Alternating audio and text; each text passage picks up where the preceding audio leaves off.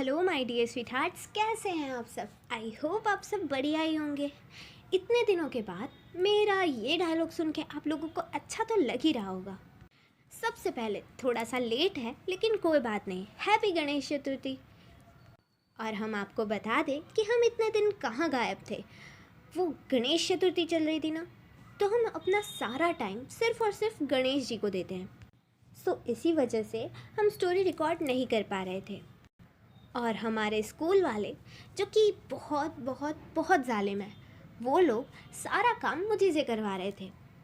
खैर कोई बात नहीं, अब हम जबकि आ चुके हैं तो अब हमारी स्टोरी भी सुना देंगे और साथ में बेपनाह की थोड़ी सी बातें भी कर लेंगे। बहुत जल्दी ही ये स्टोरी यानी कि फोर्सफुल मैरिज वो ख़त्म होने वाली है और हमारी न्यू स्टोरी यानी कि बेपनाह वो बहुत जल्दी आने वाली है।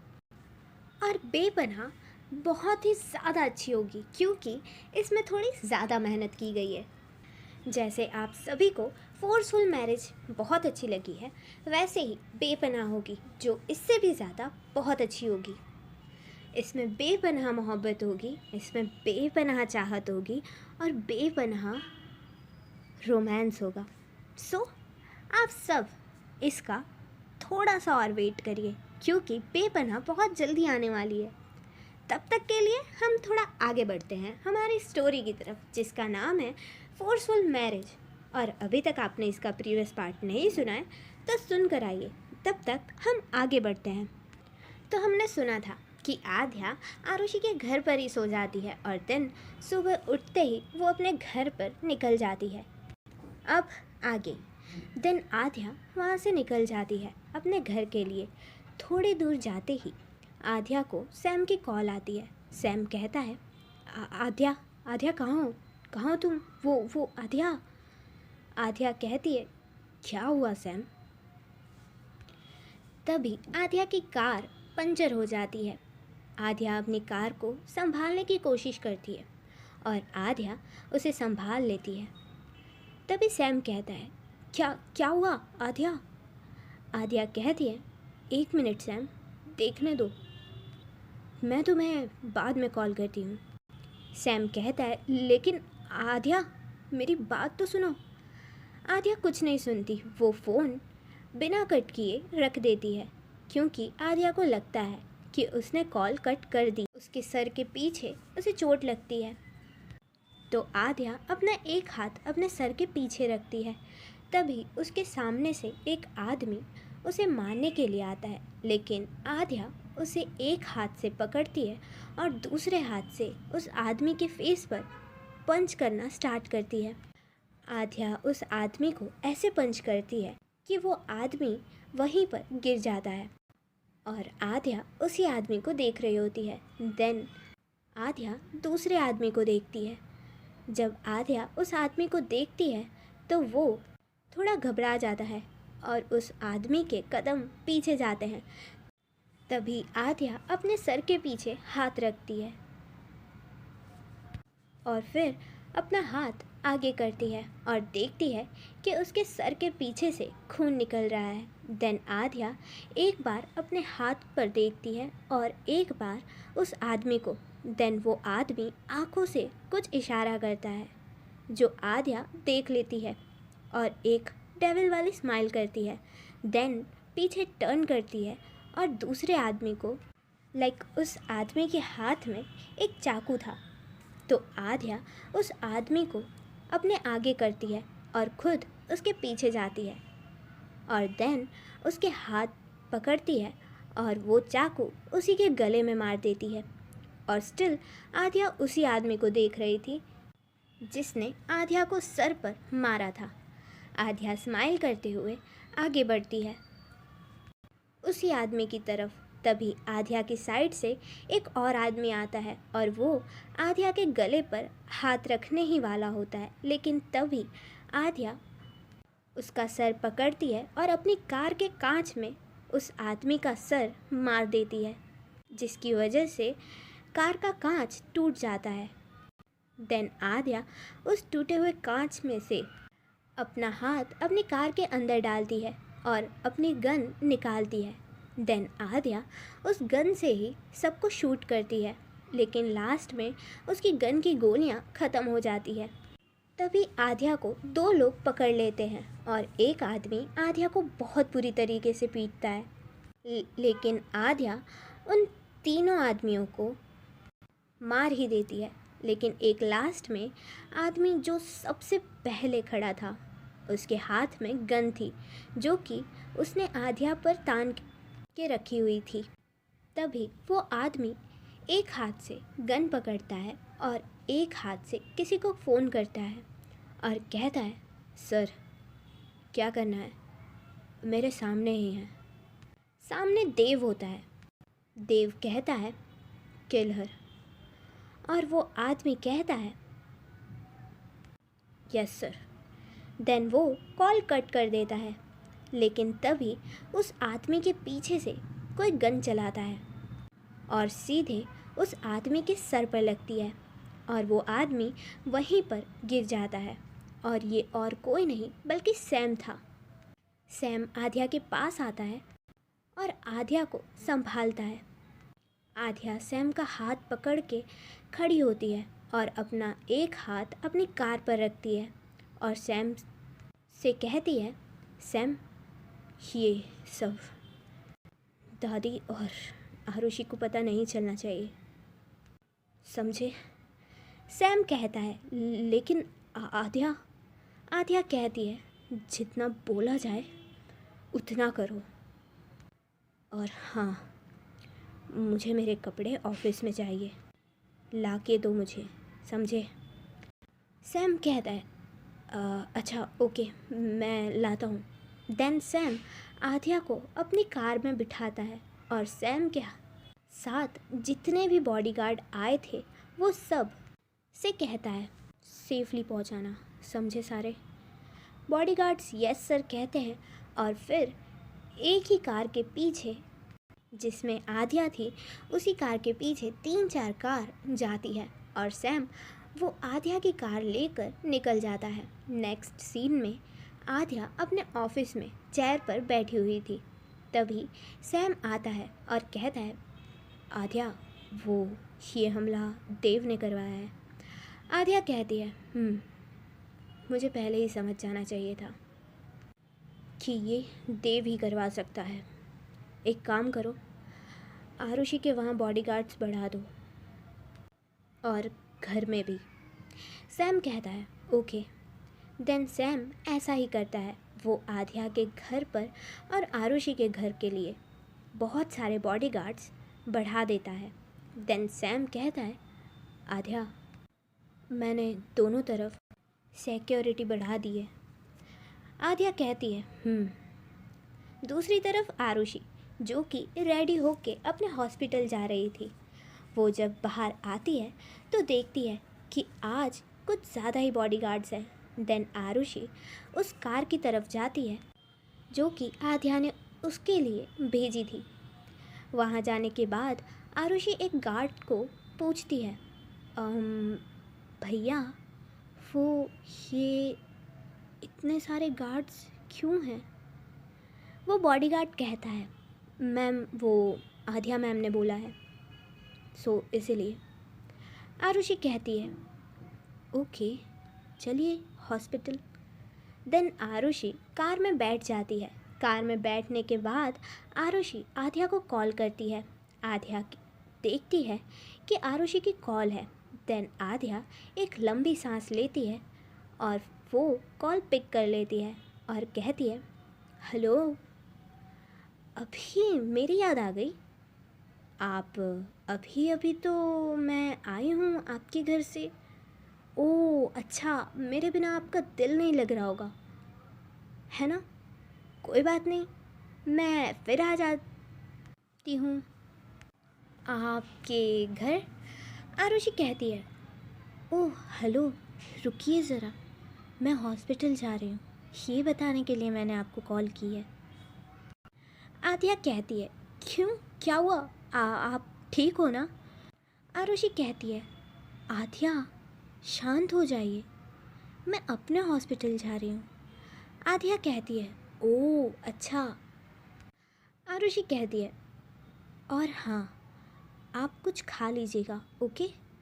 आध्या कहती है, आरुषि कहती है, चलिए अब मैं कॉल कट करती हूँ, आप अपना काम कर लीजिए, मैं बस 10 मिनट में पहुँच जाऊँगी।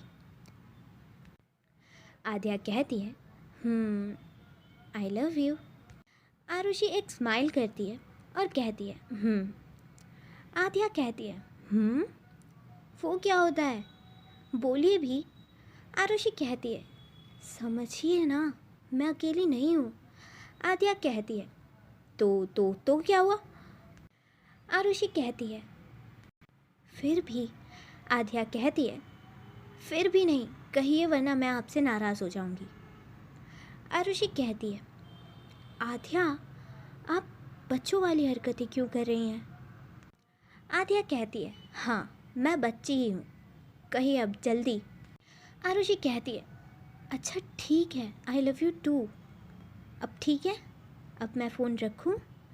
आध्या कहती है, अब ठीक है ना, अब आप कॉल कट कर सकती हैं। देन आरुषि कहती है, देन आरुषि कॉल कट कर देती है। देन आध्या अपना काम करने लगती है और आरुषि अपने हॉस्पिटल जा रही होती है। तभी रास्ते में उसे गणपति बप्पा जाते हुए दिखते हैं, तो वो कहती है, भैया ज़रा कार रोकिए ना, मुझे बप्पा के दर्शन करने हैं, वैसे भी आज लास्ट डे है ना, वो जा रहे हैं।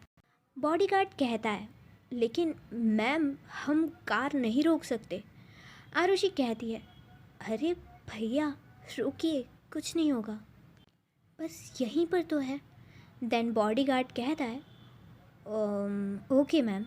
देन आरुषि कार से नीचे उतरती है और उसके साथ 4-5 बॉडीगार्ड्स उसके साथ ही रहते हैं। देन आरुषि बप्पा के सामने हाथ जोड़कर खड़ी हो जाती है। तभी एक साथ बहुत सारे रंग हवा में उड़ते हैं, जिसकी वजह से कुछ भी दिखाई देना बंद हो जाता है। बॉडीगार्ड्स आरुषि को ढूंढते हैं और आरुषि स्टिल बप्पा के सामने हाथ जोड़कर खड़ी थी। तभी आरुषि के पीछे से कोई आता है और उसके फेस पर रुमाल रखता है और आरुषि बेहोश हो जाती है। देन 2-3 मिनट के बाद वो रंग हवा में से हट जाता है। जब रंग हटता है तब आरुषि वहाँ नहीं होती। सारे बॉडीगार्ड्स उसे ढूंढने लगते हैं। बहुत देर तक ढूंढने के बाद जब आरुषि नहीं मिलती तब एक बॉडीगार्ड सारे बॉडीगार्ड्स के पास आता है और कहता है, मैम वहाँ पे भी नहीं है। तभी एक बॉडीगार्ड बोलता है, अगर आध्या मैम को पता चला ना तो हम सब जिंदा नहीं बचेंगे। दूसरा बॉडीगार्ड कहता है, हाँ तो ढूंढो जल्दी। दूसरी तरफ आध्या वो अपना काम कर रही थी। तभी उसके फ़ोन पर एक कॉल आती है और आध्या अपने फाइल्स में देखते हुए ही वो कॉल पिक कर लेती है और कहती है, हेलो। सामने से मिस्टर वर्मा कहते हैं, हेलो बेटा। आध्या जैसे ही ये सुनती है तो वो तुरंत अपनी फ़ाइल रख देती है और कहती है, तुम मिस्टर वर्मा। मिस्टर वर्मा कहते हैं, क्या हुआ? मैंने सुना बहुत चोट आ गई है तुम्हें। मैंने तो सोचा था मेरे आदमी तुम्हें मार ही देंगे, पर खैर निकम्मे थे सारे। आद्या कहती है, तुम्हें क्या लगता है मुझे मारना इतना आसान है? मिस्टर वर्मा कहते हैं, नहीं, तुम्हें मारना इतना आसान नहीं है, लेकिन तुम्हारी वाइफ को। तभी आद्या कहती है, उसका नाम भी मत लेना अपने गंदे मुंह से, समझे ना? मिस्टर वर्मा कहते हैं, अरे अरे अरे, सुन तो लो। वो क्या है ना, तुम्हारी वाइफ कुछ ज़्यादा ही भक्ति करती है, लेकिन क्या करें, आज तो बप्पा ने भी उसका साथ नहीं दिया। ओके, मैं तो चला। और ऐसा कहकर मिस्टर वर्मा कॉल कट कर देते हैं और आद्या अपना फ़ोन रखती है। तभी आद्या सैम को बुलाती है। सैम दौड़ के आद्या के पास आता है और कहता है कि क्या हुआ? आद्या कहती है, सैम, अभी के अभी पता करो कि आरुषि कहाँ है। सैम कहता है, लेकिन क्या हुआ आध्या? आध्या कहती है, सैम जितना कहा जाए ना उतना करो। देन आध्या आरुषि को कॉल करती है, लेकिन आरुषि का फ़ोन स्विच ऑफ आता है। तभी सैम आता है और कहता है, आध्या कहती है, वो क्या सैम, बोलो। सैम कहता है, वो भाभी नहीं मिल रही हैं। आध्या अपनी चेयर से खड़ी हो जाती है, वो भी बहुत गुस्से के साथ। वो अपनी एक मुट्ठी बंद कर लेती है और फिर सैम की तरफ देखती है और कहती है, क्या? सैम, ढूंढो मेरी आरुषि को। मुझे नहीं पता कि तुम क्या करोगे, समझे तुम? सैम कहता है, हाँ आध्या, मैं ढूंढता हूँ।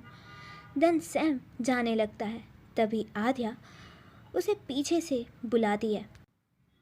सैम टर्न करता है और आध्या की तरफ देखता है और वो देखता है कि आध्या की आंखें एकदम से रेड हो चुकी हैं। देन आध्या कहती है, सैम, मुझे नहीं पता कि तुम क्या करोगे, लेकिन 1 घंटे में मुझे देव जिंदा या मुर्दा चाहिए, समझे? सैम कहता है, ओके। देन सैम वहाँ से निकल जाता है। सैम के जाने के बाद आध्या कहाँ ही शांत बैठने वाली थी, वो भी निकल जाती है आरुषि को ढूंढने के लिए। दूसरी तरफ इस बात से अनजान कि उसकी भाभी किडनैप हो चुकी है, रीशु वो जानवी से ही कॉल पर बात कर रही थी और वो कहती है, वो क्या कहते हैं, हाँ मैं उस दिन के लिए वो। तभी जानवी कहती है, कौन सा दिन? मुझे तो कोई भी दिन याद नहीं है। हाँ, मुझे बस वो वाला दिन याद है जब तुमने मुझे पहली बार किस की थी। रीशु कहती है, शट अप, क्या बोल रहे हो? ठीक है ना, कर दी थी, कोई बात नहीं। जानवी कहती है, ओह अच्छा, तो फिर से कर सकती हो क्या? रीशु कहती है, नहीं बिल्कुल भी नहीं, मैंने ये कहने के लिए आपको कॉल नहीं की है, समझे आप? जानवी कहती है, अच्छा तो फिर क्यों की है? रीशु कहती है, मुझे लगता है कि आप सिर्फ कहने के लिए मुझसे प्यार करते हो, राइट? मैंने सुना अभी तक आपने बात नहीं की है मेरी दीदू से। जानवी कहती है, हाँ हाँ हाँ, तो मैं कर लूँगी ना, क्या दिक्कत है? आरुषि को तो आने दो। रीशु कहती है, हाँ तो भाभी भी बस आ ही रही हैं, कल तो वो आ जाएंगी, फिर मैं देखती हूँ कि आप कितनी बातें कर लेते हो। जानवी कहती है, ठीक है ना, फिर देख लेना, मैं कौन सा भागी जा रही हूँ, मैं आऊँगी, समझी ना? रीशु कहती है, हाँ हाँ हाँ, मैं समझी, बिल्कुल समझी। डर की वजह से आपके मुंह से ठीक से आवाज़ तक नहीं निकल रही है। आप मेरे लिए बात करोगे, वो भी मेरी दीदू से? सोच लीजिए, उन्होंने एक लड़के के हाथ पैर तोड़ दिए थे। जानवी कहती है, हाँ तो क्या हुआ? ठीक है ना, मुझे ठंडी लग रही है इसी वजह से तो आवाज़ नहीं निकल रही, और तुम्हारी दीदू को तो मैं देख लूँगी, देखती हूँ कौन से खेत की मूली हैं वो। रीशु कहती है, ओ हेलो, वो कोई खेत की मूली नहीं है, समझी ना आप?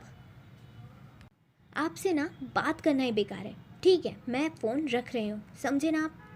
और ऐसा कहकर वो कॉल कट कर देती है। जानवी कहती है, उफ ये लड़की। ओके देन, आज के लिए बस इतना ही। आपसे हम कल मिलेंगे, पक्का वाला प्रॉमिस। और लाइक शेयर सब्सक्राइब करना मत भूलिएगा और स्पेशली कमेंट कर दीजिएगा कि स्टोरी कैसी लगी। और बहुत जल्दी इसका एंड भी आने वाला है, सो कमेंट में बता दीजिएगा। तब तक के लिए हम चलते हैं। Okay then, bye bye, tata, Radhe Radhe.